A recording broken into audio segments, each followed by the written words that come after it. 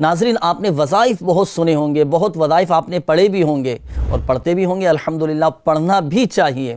اللہ پاک ہم سب کو برکتیں نصیب فرمائیں۔ کیا آپ جانتے ہیں کہ وہ کون سا وظیفہ ہے جو ہمارے آقا صلی اللہ تعالیٰ علیہ وآلہ وسلم پڑھا کرتے تھے اور اپنے نواسوں پر، حسنین کریمین رضی اللہ تعالیٰ عنہما پر دم فرمایا کرتے تھے؟ تو سنیے حدیث پاک۔ حضرت عبداللہ بن عباس رضی اللہ تعالیٰ عنہما فرماتے ہیں کہ تاجدار رسالت صلی اللہ تعالیٰ علیہ وآلہ وسلم حسنین کریمین رضی اللہ تعالیٰ عنہما پر چند کلمات پڑھ کر دم فرمایا کرتے تھے اور فرماتے کہ تمہارے جد امجد حضرت اسماعیل علیہ السلام اور حضرت اسحاق علیہ السلام پر پڑھ کر انہیں بھی دم فرمایا کرتے تھے۔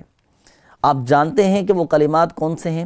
تو لیجئے سنیں، وہ کلمات یہ ہیں: اعوذ بکلمات اللہ التامہ من کل شیطان وہامہ ومن کل عین لامہ۔